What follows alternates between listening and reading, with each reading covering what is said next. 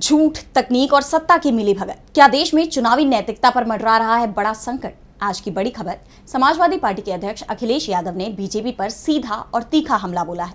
मुद्दा है deep fake video के जरिए झूठा प्रचार और उस झूठ के पीछे कथित तौर पर सत्तारूढ़ दल यानी भाजपा का हाथ।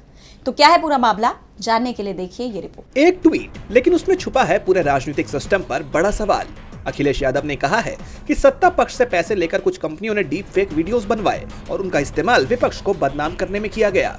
उन्होंने आरोप लगाया कि इन कंपनियों के कर्मचारी अब डर के मारे भूमिगत हो गए हैं और जो लोग ये काम करवा रहे थे यानी सत्ता से जुड़े लोग, वो अब इन्हें पहचानने से भी इनकार कर देंगे।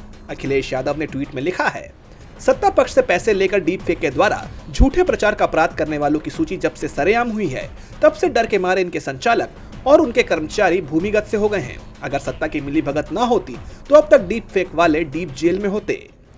अब गैर कानूनी काम करने वाली ये गुनहगारी कंपनियां जेल जाने के डर से बचने के लिए अपना नाम बदलने के चक्कर में सत्ताधारियों के चक्कर काट रही है। वैसे जिन्होंने पैसे देकर ये काम करवाया है या कहिए कि ऐसी लालची कंपनियों को फंसाया है, वो तो स्वयं ही नाम बदलने के एक्सपर्ट हैं। ये कंपनियां फिर से उन्हीं की शरण में जाएं। वैसे सूची जाहिर होने के बाद इन्हें कोई बचाएगा नहीं। इनके संचालकों और कर्मचारियों पर अगर सरकार की नहीं तो जन आक्रोश और अपनी अंतरात्मा के ईमान की गाज तो गिरेगी ही। भाजपा इन्हें दूर से बांस से भी नहीं छुएगी, क्योंकि काम निकल जाने के बाद ये अपनों को नहीं पहचानते, तो फिर पैसों की लालची ऐसी कंपनियों को देखकर तो आंख क्या पूरा मुंह मोड़ लेंगे।